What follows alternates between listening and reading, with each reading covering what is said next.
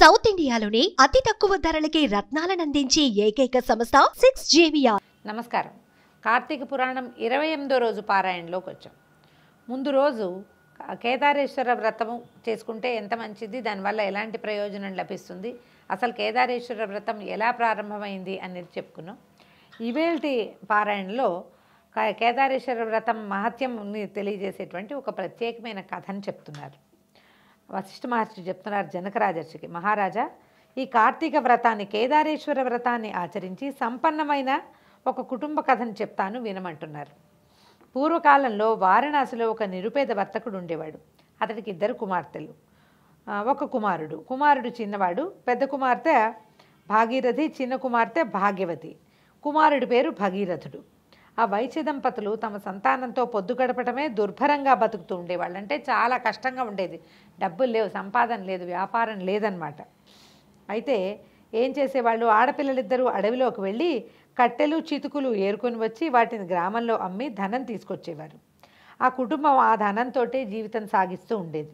భాగీరథి భాగ్యవతులు ఇద్దరు కట్టెలు ఏరుకోవడానికి అడవికి వెళ్ళి వస్తూ ఉంటే, అంటే కట్టెలు అని పెద్దవ పేరు చెప్పకూడదు, పుల్లలు ఏరుకోవటం అంటారు. కట్టెలు అంటే కొట్టి పేళ్ళేసి తీసుకునేవాళ్ళు. మగవాళ్ళు చేయగలిగే పని, ఆడపిల్లలు వాటిని చేయలేకపోతారు కదా, అంత బలంగా ఉండరు ఆడపిల్లలు.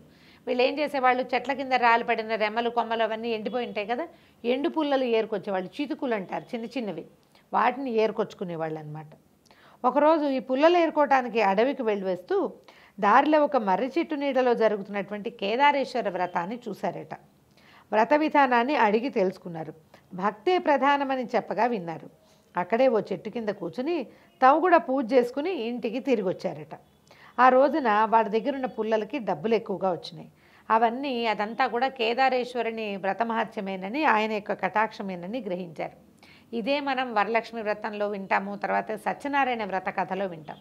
భక్తి మాత్రమే ప్రధానము, ఆడంబరానికి ఏమీ ఖర్చు పెట్టక్కర్లేదు, అవంతా చేస్తాం, అవి లేకపోయినా కూడా అవి లేవు కాబట్టి ఇది చేసుకోకూడదు అనే భావాన్ని, అసలు ఆ భావాల్లోకి వెళ్ళకూడదు. పైగా ఏంటంటే ఈ వ్రతాలు అవి ఎవరు చేసుకుంటున్నా మనం ఆ దారింటి వెళ్ళేటప్పుడు వినాలి, ఆగాలి, తెలుసుకోవాలి, కుదిరితే చేసుకోవాలి, ఆడంబరం అక్కర్లేదు, పూజ ఎట్లా చేయాలో తెలుసుకుంటే సరిపోతుంది. తర్వాత ఏం చేశారు, ఈ ఆడపిల్లలిద్దరూ ఇది కేదారేశ్వరుడి కరుణా కటాక్షం అని తెలుసుకొని తల్లిదండ్రులను అడిగారు. అయితే వాళ్ళేమన్నారు, పూజా ద్రవ్యాలకి, ధూప దీపాలకి, నైవేద్యాలకు ఖర్చు చేయడానికి తగినంత సొమ్ము లేదు కదా, ఆ దేవదేవుని కరుణ కలిగినప్పుడు తప్పకుండా చేసుకుందామని అన్నారు. అప్పుడు ఈ పిల్లలు ఏమన్నారు, అంతగత భక్తి మాత్రమే ప్రధానం అన్నారు, ఆ దేవుడు మనకు అనుగ్రహించిన విధంగానే చేసుకుంటామన్నారు అక్క చెల్లెళ్ళు. అక్కడ చెప్పారు వాళ్ళు భక్తి మాత్రమే ప్రధానమని. అక్కడికి వ్రతం చేసుకొచ్చాక, పూజ చేసుకున్నాక మనకి పుల్లలకి రోజు వచ్చే రూపాయి కంటే ఇంకో రూపాయి అదనంగా వచ్చింది. ఇవన్నిటికీ నైవేద్యాలకు డబ్బులు కావాలి, అలా ఆలోచించద్దు, పూజ చేసుకుందామన్నారు. తల్లిదండ్రి ఒప్పుకున్నారు. అంటే ఇప్పుడు ఎవరైనా పూజ చేసుకుంటామన్నప్పుడు ఎంకరేజ్ చేయాలి కానీ డిస్కరేజ్ చేయకూడదు. ఈ కథల్లో మనకు అదొకటి తెలుస్తుంది ప్రత్యేకంగా. ఆ రోజున ఉదయమే గంగానదికి వెళ్ళి తలస్నానం చేసి వచ్చారు. మంచినీళ్ళు కూడా తీసుకోకుండా ఉపవాసం ఉన్నారు. కేదారేశ్వరునికి నమస్కరించుకున్నారు. అడవికి పుల్లలేరుకోవడానికి వెళ్ళారు. వస్తూ దారిలో మర్రి చెట్టు ఆకులు, మర్రి పళ్ళు, మర్రి ఊడలు కోసుకుని తెచ్చుకున్నారు. సాయంత్రం ఇంటి ముందు ముగ్గులు తీర్చిదిద్దారు. పూజ చేయటానికి వేదికను ఏర్పాటు చేసుకున్నారు. పరమేశ్వరుడి చిత్రపటాన్ని పెట్టుకున్నారు. గణపతికి నమస్కరించారు.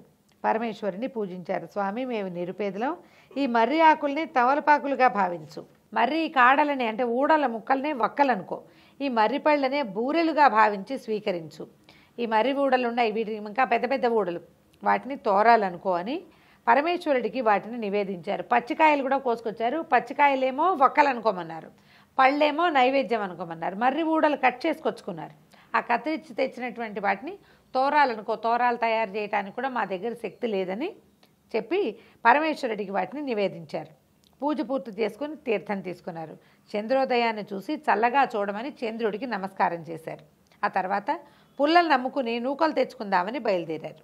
తమ తట్టలోని పుల్లలు బంగారు పుల్లలు అయిపోయినాయట. అవి కనిపిస్తే సరికలా ఆశ్చర్యపోయారు. పూజకి ఫలితం అన్నమాట. అయితే ఈ కాలంలో ఇట్లా సద్యో ఫలితాలు లభిస్తాయా లభించవా అని ఒక అనుమానం ఉంటుందండి. వెంటనే మారిపోవటం, అది ఏదో కృతయుగ నాడు ద్వాపర త్రేతాయుగాల్లో నడుస్తాయి. మన కాలంలో ఇలా మనం ఒకటి తెస్తే అది రెండోదిగా మారిపోదు. అంత తీవ్ర పరిణామాలు సంభవించవు, నిదానంగా మార్పు వస్తుంది. ఆ బంగారు పుడకల కారణంగా వాళ్ళ స్థితిగతులు మారిపోయాయి, పేరు ప్రతిష్టలు పెరిగాయి. నియమం తప్పకుండా కార్తీక నోములు నోచుకునేవాళ్ళు. కుమార్తెలిద్దరికీ యుక్త వయసు వచ్చింది.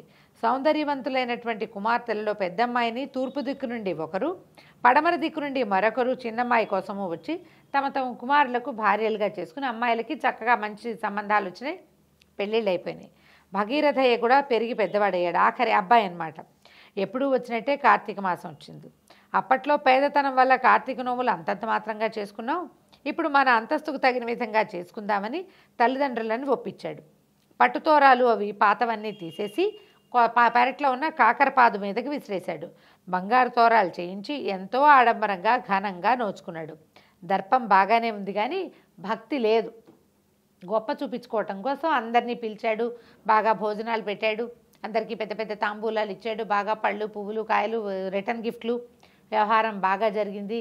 భక్తి మాత్రం తక్కువగా ఉంది. ఇది తన తాలూకు ఆడంబరాన్ని డాంబికాన్ని తమ సంపదని చూపించుకోవటం దానికోసం చేసినటువంటి వ్రతం అవటంతో భక్తి లేదు, మిగిలిన క్రియలన్నీ జరిగినాయి అన్నమాట.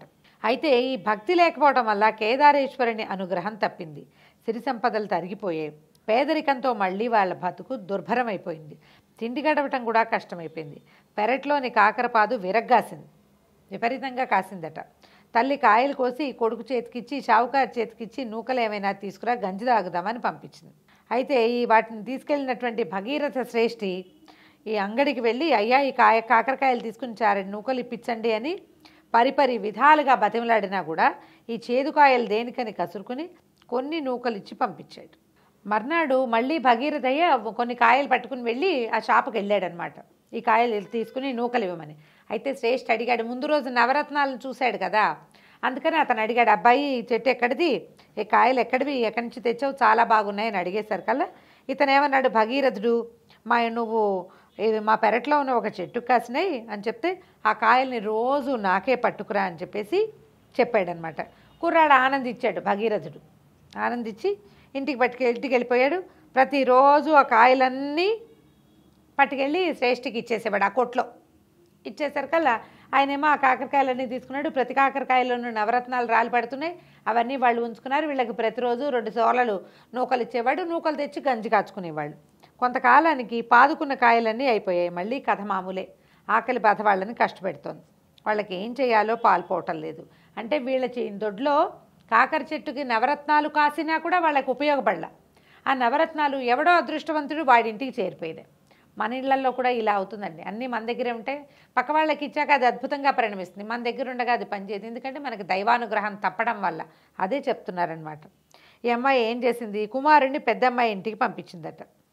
మన పరిస్థితులు ఇట్లా ఉన్నాయి చెప్పు అని చెప్పేసరికల్లా సరే ఏమైంది, సాయం తీసుకురమ్మని పంపిస్తే భగీరథుడు కాలినడకతో బయలుదేరాడు. పెద్దక్కింటికి చేరుకున్నాడు.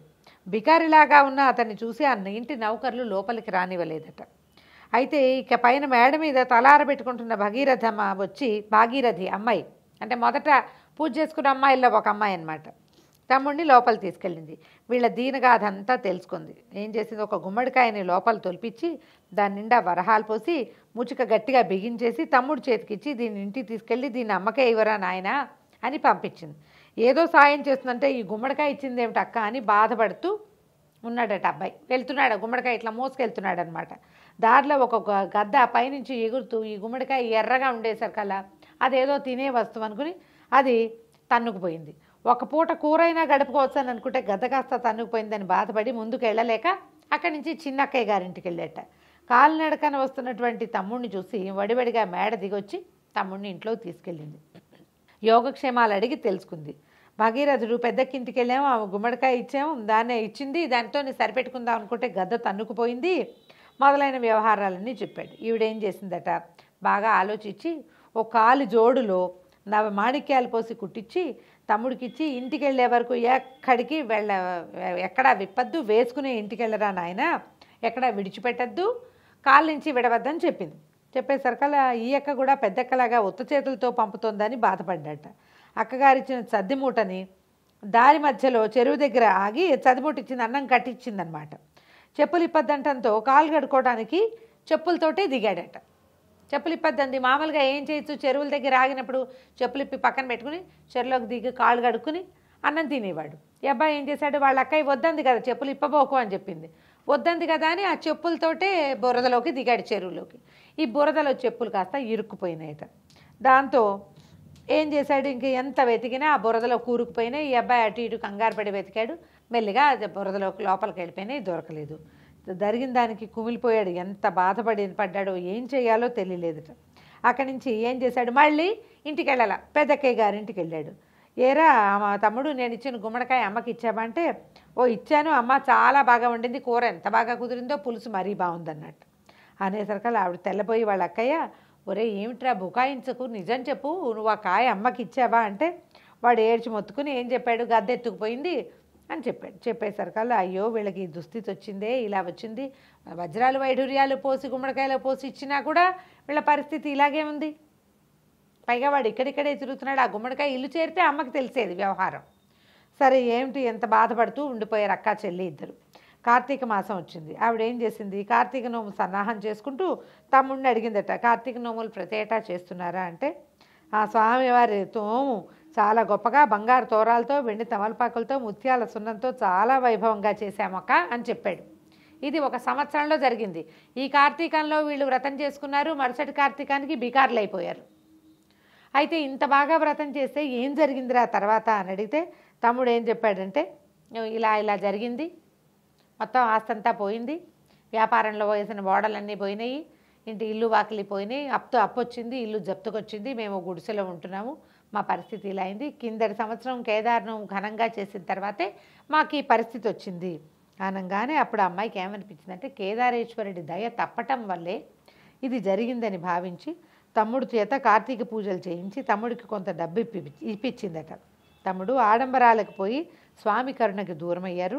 కుటుంబ సాంప్రదాయానుసారం వ్రతం చేయాలి, అమ్మకి చెప్పి నోములు చేయమని హెచ్చరించింది. ఆమె చెప్పిన మాటల ప్రకారం తల్లిదండ్రులు కార్తీక నోము గురించి ఆలోచించుకుని తాము ఇదివరకు ఎలా చేసుకునేవారో అదే విధంగా మళ్ళీ కార్తీక వ్రతాన్ని చేశారు. ఆ కరుణామయుని దయ వల్ల పూర్వపు సంపదలు లభించాయి, జీవితం ప్రశాంతంగా గడిచింది. అంటే తొలి కాలంలో ఇళ్లల్లో ఏ విధానం ఉంటుందో వ్రతాలు అదే విధానంలో చేయాలి. తోరాలు అవి మార్చకూడదు. అంటే వీళ్ళు మొదటి రోజుల్లో మర్రి పళ్ళు పెట్టారు కాబట్టి ఇప్పుడు కూడా అవే పెట్టాలా అంటే కాదు, కలిగిన పళ్ళు పువ్వులు పెట్టచ్చు. తొలి రోజున మర్రి ఊడల్నే తోరాలుగా చేసుకున్నారు, అవే చేయక్కర్లా, ఏదో సామాన్యమైనవి పట్టు చేయొచ్చు. ఈ తోరాలు వాటిని పారేయకూడదు, నియమభంగం చేయకూడదు. గృహ సాంప్రదాయం ఎలా ఉందో అలాగే చేయాలని చెప్తారు. నోములన్నీ కూడా అంతే. ఎవరైనా చేసే నోముల్ని కాపీ చేయకూడదు, అది కూడా చెప్తారు. ఒకవేళ ఇప్పుడు ఈ నోములు విన్నాం మనకి కార్తీక నోము కేదారేశ్వర వ్రతం చేసుకోవాలనిపించింది, మన ఇంట్లో లేదు, ఉండవు, అందరి ఇళ్లలో ఉండవు కదా. ఉండనప్పుడు ఏం చేయాలంటే పురోహితుడి సలహా తీసుకోవచ్చు, ఇంటర్నెట్ సలహా తీసుకోకూడదు. ఇది క్లియర్గా చెప్తున్నాను చూడండి. ఎవరో కాదు, ఆ పురోహితుడు మన సమీపంలో ఉండాలి. ఇలాంటప్పుడు మనం ఏం చేయాలి, ఇలా ఉంది ఏం చేయాలని సలహా అడగడానికి వీలయ్యేటువంటి అవకాశం తీసుకుని ఓ అయ్యగారినో, ఓ పూజారినో, ఓ గురువుగారినో వారినే మన అమ్మా నాన్నలుగా భావించి అడిగి వాళ్ళు ఏది చెప్తే ఇంకా ఆ ప్రకారం దాన్ని అట్లా కంటిన్యూ చేసుకుంటూ రావాలి. కొంతకాలం మనం చేస్తుంటే పిల్లలు కూడా అదే పంథ అలవాటు అవుతుంది. కొత్త కొత్త పంథాలని ఎప్పుడూ కాపీ చేయకూడదు. వ్రతంలో ఈ వ్రత కథలో అది క్లియర్గా చెప్తారు. తొలికాలం నుంచి వచ్చిన పద్ధతులనే ఎప్పుడూ ఆచరించాలని. భగవంతుని పూజలో భక్తికే ప్రాధాన్యం కానీ ఆడంబరాలకు కాదు. వైభవాల మోజులో భగవదారాధనలో భక్తిని కోల్పోకూడదని ఈ వ్రత కథ మనకి తెలియజేస్తోంది.